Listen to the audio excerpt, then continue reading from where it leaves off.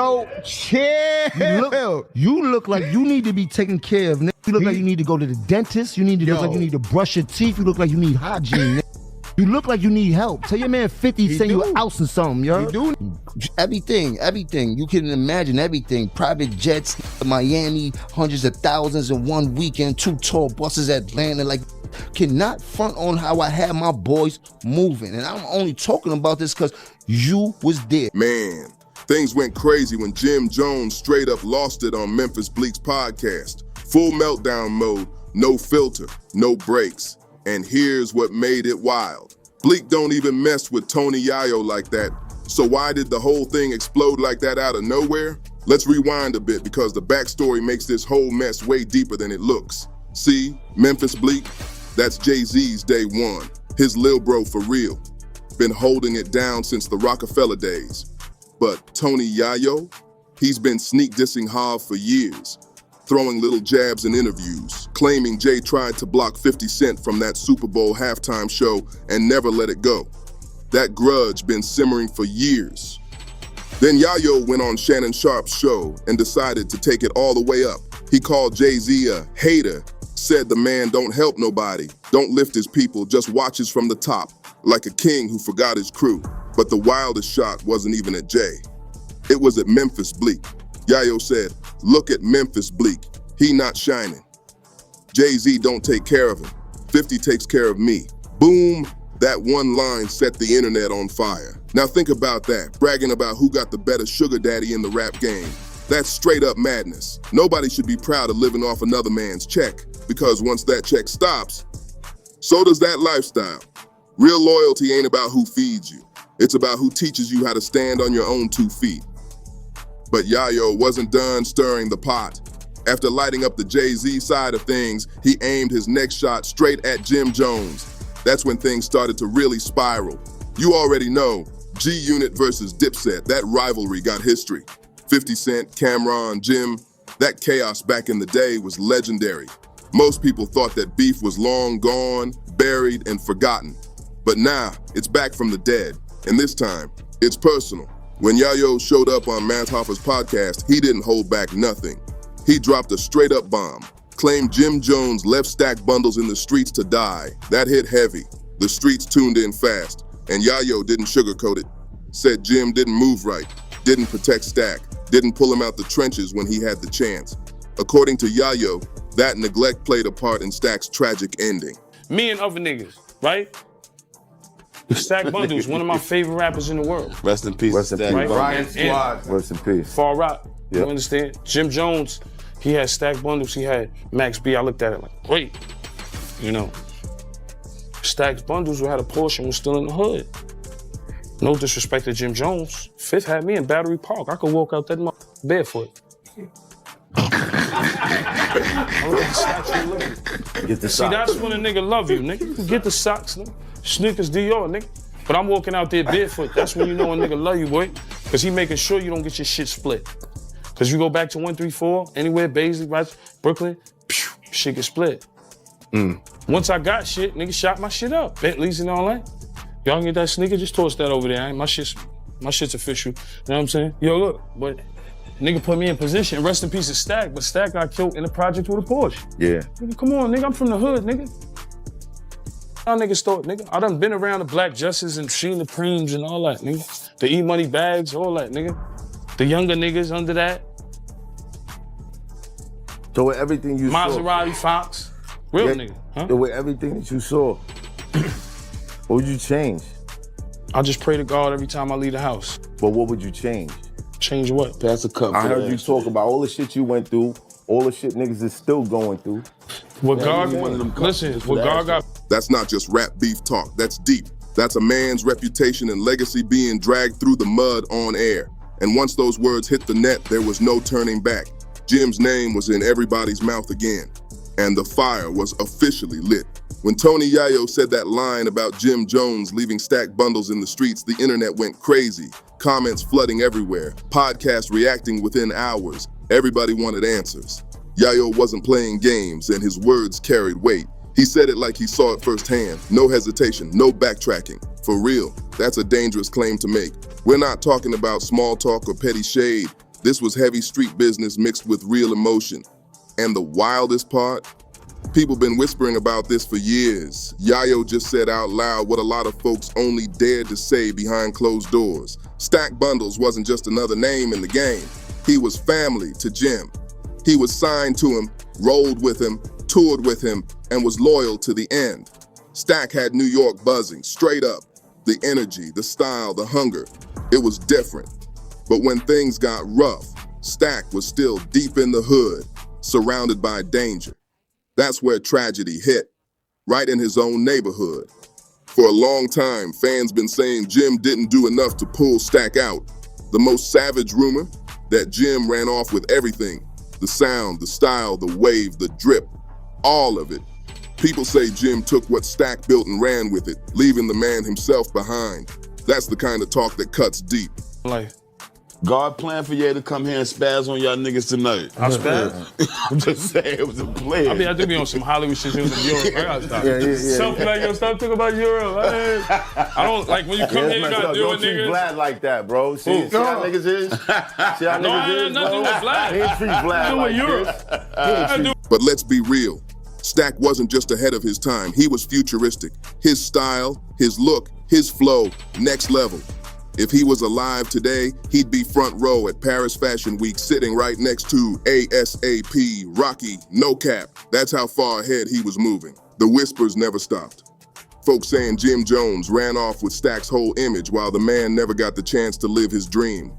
But Jim, he swears it's all lies. Says he gave Stack everything. The shows, the money, the travel, the chances to leave the hood behind. But according to Jim, Stack just wouldn't go. Said the streets had a hold on him too tight that he couldn't walk away from it. That's where it really hurts Jim. He says the pain wasn't from betrayal, it was from trying to save somebody who didn't want to be saved. And you could see that pain in his eyes when he spoke about it. He said it plain, I never left Stack behind. Go back and watch that old interview. Jim wasn't putting on for the cameras. You could feel that emotion, like the wound never healed. He was ready to snap at anybody who dared to twist Stack's name for clout.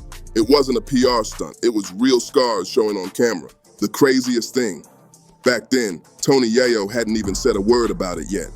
But it's like Jim already felt the storm coming, like he knew somebody would bring that pain back up again. Stack wasn't just an artist to him. That was family, that was love, that was loyalty. So when Yayo finally came out swinging with that claim, Jim didn't take it as just disrespect. He took it personal. That was his brother's name in the dirt. From that moment, you could tell something big was about to explode. Fast forward to Memphis Bleek's podcast. The setup looked chill, just a conversation about the game, success, and respect. But the second Tony Yayo's name got brought up, boom, the vibe flipped instantly. You could see it in Jim's face. His whole mood changed in seconds. He was tight, jaw locked, eyes cold, and when he opened his mouth, it was all fire. No filter, no hesitation. Bleek tried to keep it peaceful like, yo, let's not make this a thing, but Jim wasn't hearing none of that. He went straight into defense mode, said he ain't starving, his circle ain't starving, and anybody talking different is straight up clown talk. He wanted it known. He built his world from the ground up and nobody's out here feeding him. Then Jim started flexing hard. Houses, cars, lifestyle, everything. He wanted the world to know he's good, he's solid, he's self-made. You could feel that pride pouring out his chest. But here's where it got messy. Tony Yayo never even said Jim was broke. That wasn't the shot. The real shade Yayo threw was at Jim's team. Yayo said, they don't look like they winning. That's what hit different. He wasn't clowning Jim's money. He was clowning his circle, the people behind him. That's what really got under Jim's skin.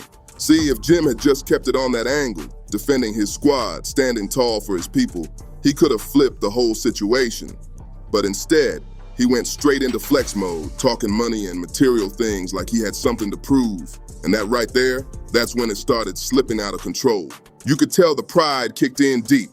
Jim's always been that dude that takes things personal. To him, this wasn't just Yayo talking. It felt like a public attempt to clown him. And Jim don't let nobody play with his name or his circle. So he stood up in full boss energy and shouted, ain't nobody feeding me. I built this from the ground up. That moment was electric. It was like watching years of bottled up frustration finally snap wide open. He wanted the world to see he's not 50's guy, he's not Jay-Z's guy, he's his own man. But instead of letting the moment breathe, Jim pushed even harder. He turned the fire up another level.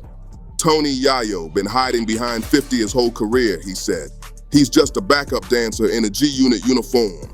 That line right there made the room go silent. Everyone froze. Even Bleak didn't know what to say. The tension was thick enough to slice with a knife. What started like a simple conversation about loyalty turned into a full-blown war of words. You could see the rage in Jim's body language. Every word sharper than the last. I don't understand the business he's doing. They always look at Jay like, oh Yeah. But nah, That's why. Bleak That's out why you here got make niggas like Yayo talking about, Jay don't take care of. I don't need Jay to go on tour. You'll smoke hard coke, yo. Yo, chill. Yo, chill. You look like you need to be taken care of, nigga. You look like you need to go to the dentist. You need to look like you need to brush your teeth. You look like you need hygiene, nigga. You look like you need help. Tell your man 50 saying you an ounce or something, yo. You do need You that might help. need That's 2 why- ounces, nigga. That's why Paid he in full looking to movie, see. nigga. I got a G for every bump in your face, nigga. I promise you that, nigga. That's I a promise fact. you that, nigga. That's why he worrying about Peon, you broke, nigga.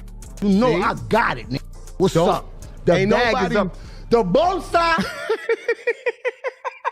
Hey, yo. Hey, Flea, where the bonsa at, Flea? Let me finish that off. Ain't nobody taking care of niggas over here, B. Yo, nah, you good, my nigga. I fucking love it. They deserve it. They need to hear this shit, man, because they bugging out here. All these niggas worrying about who taking care of who. We take care of we. Ain't no 100%, who nigga. take care of who, nigga. You know who doing it. We live. Us, We getting the gang, money. nigga. We take You care feel of me? everybody, nigga. We take care of each other, nigga. That's a fact, my G. But linking back up with you, G. Bleak tried again to calm it down, saying, "We not doing that here." But Jim was already too far gone. He'd been holding that energy in for too long.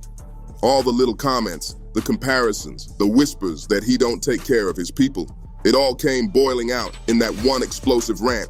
And in that moment, it stopped being about Yayo's comment. It was about everything, his image, his name, his legacy. Jim had reached his breaking point and the world was watching it live. After that explosion on Memphis Bleak's podcast, the clip went viral in minutes. Every hip-hop blog, every gossip page, all posting that same frame of Jim leaning forward, eyes locked, voice cracking with rage. You could feel the pain and pride fighting inside him. Fans were eating it up, quoting him like, "Ain't nobody feeding me." But let's keep it real. Once that energy hit the net, it was out of Jim's hands. The memes started flying, edits dropping, side-by-side comparisons of Jim and Yayo, and people online were choosing teams. Half were saying Jim stood 10 toes down, and the rest were clowning like bro snapped over nothing. The internet don't miss a beat. Meanwhile, Tony Yayo was quiet, too quiet, and that silence was making everyone nervous. No rant, no interview, nothing. He just went ghost for a couple days, and that made people think he was plotting something big. Jim, though, he kept talking. Jumped on live, doubled down on every word, said he built his empire brick by brick, no handouts. He talked loyalty, hustle, respect, the code he lives by. But the problem was, he was talking like he had something to prove, and the internet was spinning every word into new headlines. Then, out of nowhere, Yayo finally moved. No diss track, no interview, just one post, no caption, no explanation, just a photo of Max B, Jim's biggest rival from back in the day. That single image broke the internet. If you know, you know, that was cold. Max B and Jim Jones been at odds for years. That post wasn't random, it was a dagger. It said everything without saying a word. Fans lost their minds. Yayo violated. That's next level disrespect. The comment section turned into a digital war zone overnight. Jim saw it too, and he didn't let it slide. You could tell that post stung. It wasn't about rap anymore. It was about legacy, pride, and old wounds that never healed. Jim went right back online, talking about how dudes love clout more than truth. Said they only mention his name when their music ain't moving. He was fired up again, defending his crew and his city like his back was against the wall. But behind all the talk, there was a deeper story. Two men who came from the same struggle but chose different paths. Both been loyal soldiers to their camps. Jim to Dipset, Yayo to G-Unit. Both got scars, both seen the highs and lows. But the internet don't care about none of that. They just want drama. Still, there's no denying the move Yayo pulled was genius and savage at the same time. One repost and he flipped the entire narrative. Suddenly, it wasn't Jim Jones defends himself. It was Yayo strikes back with legendary shade. That's power without words. By this point, even Memphis Bleek tried to step in publicly, saying he ain't want no beef between legends, but it was too late. You see, I do my own tours. I did tours in Canada. I did a tour across the whole Germany and the Swiss Alps. And that's why I don't care about the hate. Cause I'm like, I got the possibility to do my own tour. Like something with Memphis Bleek. Memphis Bleek said Nori, Yayo said, Jay-Z didn't have us on tour like he did, or I eat my own halal. I eat my own halal too, if you want to say that. To Memphis Bleek, I just came off my last tour. All I'm saying is when you see Jay-Z in a setting, he never really, when he's doing a Beyonce show or whatever, you don't see Memphis Bleek on the stage and him being brought out. You know, even if I'm doing the hype man shit with 50, he's bringing me out. I'm making money. I'm going to— That's that man girl too. That's it. That's Hov's wife tour. Yeah, that's Hov wife tour. So if Hov, I believe if Hov was out on his own, he would bring Bleek out. There is no need for him to bring Bleek in a situation where it looked like if this was last tour you're talking about with the Cowboy Carter. Right. Yeah. So to me, because I look at Bleek as a loyal guy, like I'm a loyal guy to Jay. But I look at like Fifth, my guy Hervé, one day we had TRL, and it's the Young Gunners there. Yeah. And I'm talking to him about it. And Hervé says loud, you don't gotta worry about nothing. You got 50. Jay-Z doesn't do nothing for these guys like 50 does. And Hervé, I think he worked with them too. But he said that to me. The fans were running wild, blogs were milking every second, and both camps were doubling down behind the scenes. It wasn't just another rap feud anymore. It had turned into a pride war between two OGs who felt disrespected in different ways. And the scary part? Neither side looked ready to back down. After Yayo's silent strike with that Max B post, the whole hip-hop world went into chaos. Blogs couldn't keep up, YouTube reactions were dropping every hour, and Twitter was basically a war zone. You had people repping G-Unit heavy, yelling Yayo keeping it real, while Dipset fans were saying Jim held it down like a boss. The city was split right down the middle. It wasn't just fans either. Even industry folks started chiming in. Rappers, DJs, podcast hosts, everybody had a take. Some said Yayo just spoke what others were scared to say, while others said he crossed the line, dragging stack bundles into it. Every post, every clip was getting dissected like a crime scene. Then, the streets started talking again. Word came out that Yayo might have gone too far. Bringing up Stack hit a nerve that never healed. You could tell the older heads were uneasy about it. They've seen how fast street talk can turn to real heat. People close to Stack were saying, don't use his name for clout, while Yayo's side was saying, he just speaking facts. Meanwhile, Jim Jones was everywhere. Interviews, podcasts, lives. He wasn't dodging nothing. He said, ain't no rapper gonna rewrite my story. He spoke about loyalty, brotherhood, and how people love to twist truth when the cameras are rolling. You could see the emotion in him. The dude wasn't just defending his name, he was defending his entire legacy.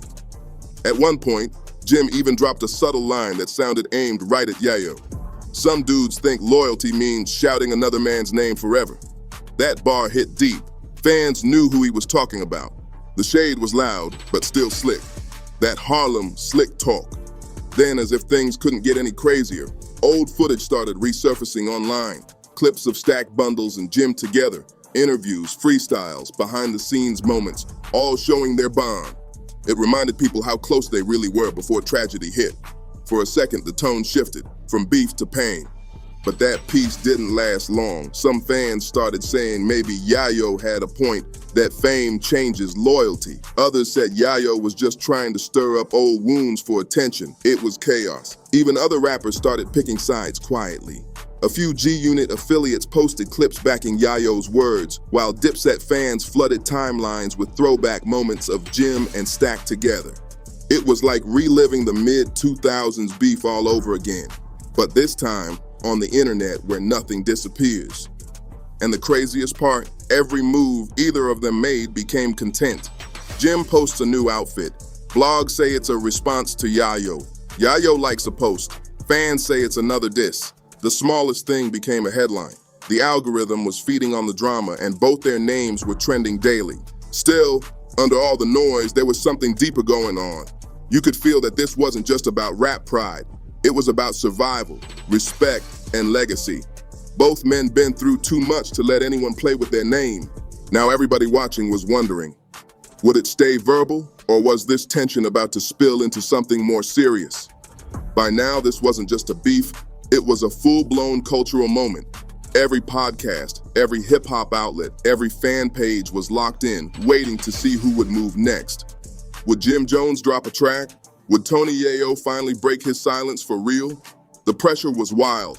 Jim's name was everywhere. Clips of him defending Stack Bundle's memory, shouting his truth, calling out fake loyalty. You could see the weight of it all sitting heavy on him. The man wasn't just mad, he was hurt. He said in one live session, "Don't ever question my loyalty to my people. I put my life on that line every day for mine." You could feel the pain behind every word. Meanwhile, Yayo stayed calm, too calm. No long rants, no interviews, no shouting. Just little moves online that kept the fire burning. He reposted a throwback of him and 50 Cent laughing on tour with a caption that said, "Real ones don't talk, they move." Another shot fired, smooth but sharp. Fans went wild again. Jim responded the next day with pure Harlem energy. He dropped a video walking through his block, flexing cars, jewelry, and love from the hood. He said, "This is legacy, this is family. Ain't no man ever made me." The streets cheered. You could tell this wasn't just entertainment for him. This was reputation. And then came the twist nobody saw coming. Memphis Bleek hopped back online to clear the air. He said, "I respect both of them. It's just sad when pride gets louder than love."